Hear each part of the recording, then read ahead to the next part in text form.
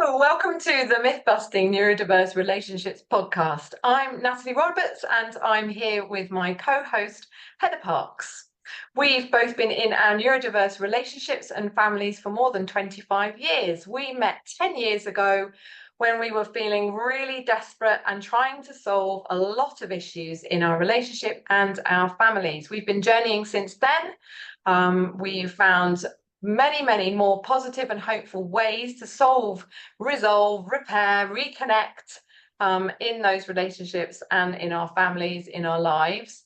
And we now co-host also Loving Difference online, giving hope and a way forward for neurodiverse relationships. In this podcast, though, we're busting the myths about neurodiverse relationships, which we had when we started this journey, that we've realised aren't true, and that actually were preventing us from recovering and having the relationships with our partners and children that we wanted.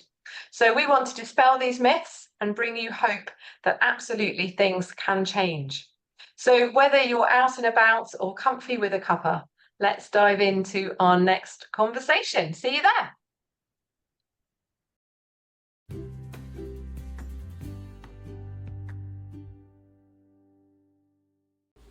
Hello.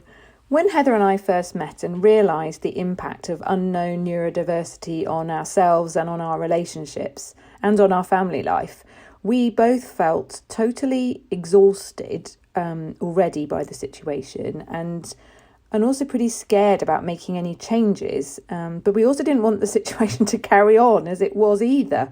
So in this episode, we're going to be talking about that, how it felt then and how we can begin to make changes and see difference happening when we're feeling exhausted, scared, and the situation around us is exactly the same. Let's dive in.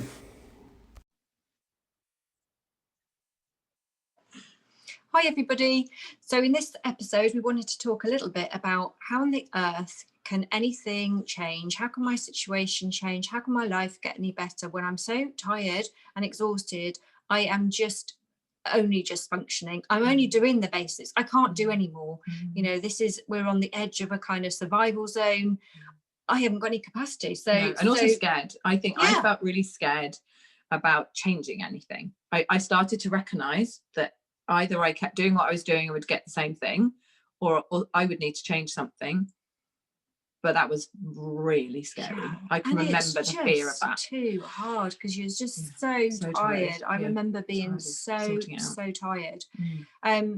So what we wanted to do is just kind of really reassure you that actually change. We know that feeling. So we're not asking you to do that. We're not asking you to do more at all. In fact, we're inviting you to join us to do less. Do less. Be more. How does that? Do less. Yeah. This is about allowing the space and around you to allow you to resurface. It's not. Are you feeling like you're drowning and suffocating? Because those were the feelings that I certainly had, was that I was like drowning and everything. And I started to realise, oh my gosh, I just actually feel like I can't breathe and I don't have the oxygen that I need. Could we send a bit of a life raft? We're going to send you a life raft. Chuck one of those rings.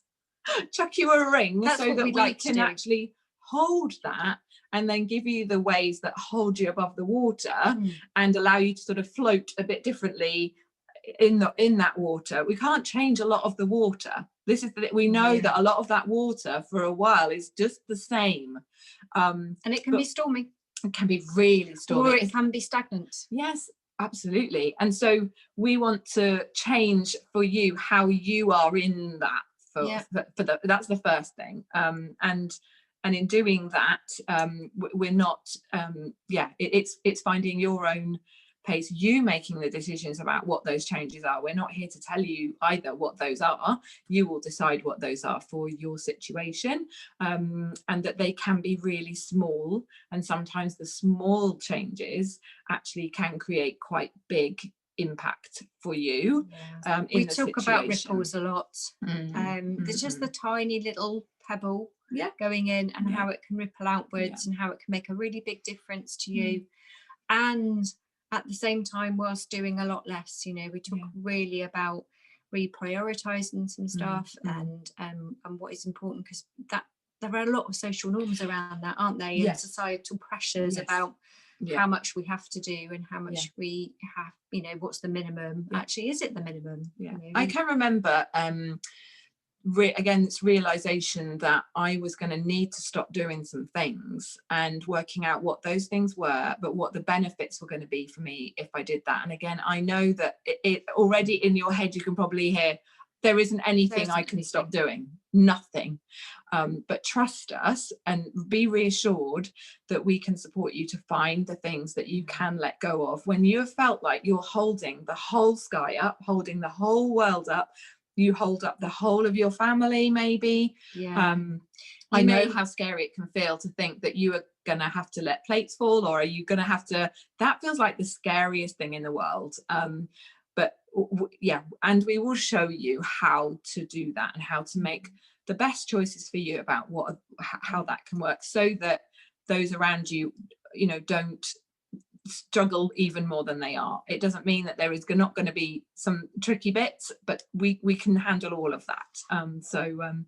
Just be reassured that there are ways forward, that whilst they may feel very scary at the moment, you'd be supported in all of that, so that you can make those changes just a bit at a time, and create and find the oxygen. For me, it was literally, I felt like I could breathe a bit more, and I felt like I had oxygen, I had more energy in me, I had more capacity, and that of itself meant I felt, not brave is not the right word really, but I felt more I just felt more able to then do a little bit more in terms of change. I think for me, I felt that I just recovered some agency, and that I found some of my voice again, a little bit, and just being able to breathe, just being able to feel some kind of support, just hold me up just a tiny bit, you know, because I also felt like I was carrying the emotional load, and I couldn't drop anything. If I dropped anything, someone else was going to totally fall apart. You know, that was how it felt, and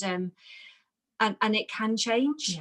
And it can change. That's the message. The other thing I wanted to say about that was that the other thing that I think we're here for in Loving Difference is celebration and encouragement, and really being there when you make some of these changes, and because the people around us potentially are not the most I don't know, but not the happiest people about some of the things we might change.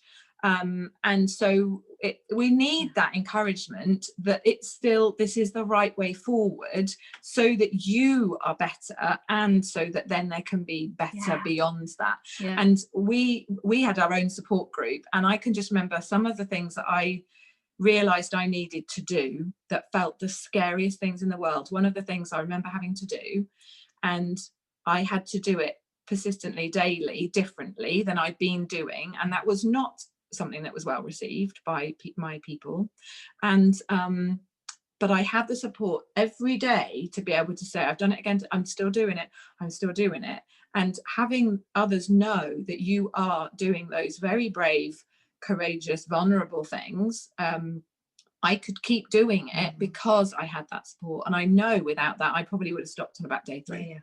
So that's massive for us. It's just really huge. Celebrating every little step that you're taking, so that you have that. We all need that, you know. So and we do try to have a little bit of fun as well, because actually some of the joy had gone out of our lives, and actually when we found that, and we reconnected with ourselves and with others who were also on this journey, one of the things we really craved, we were starving for, was some real fun and just some giggles, and I know that might sound like impossible, and a bit twee, like who's got time for that, or I don't have the energy for that, but just borrow it from us. Yeah. We've got spare now. Yeah. Okay. Yeah, so you can just watch us be a bit silly and maybe have a little bit of a giggle, and maybe that will just shift some of your own energy. So please do that, and please come in.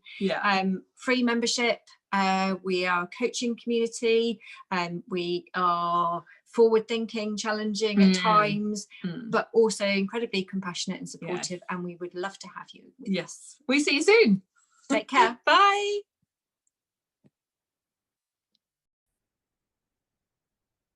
If this episode has resonated with you, subscribe to the podcast wherever you're listening or watching to get notifications of future episodes. To dive deeper into all of this with professional coaching, resources, and all the support you need, join us in Loving Difference via www.lovingdifference.net. And we'll be back here soon.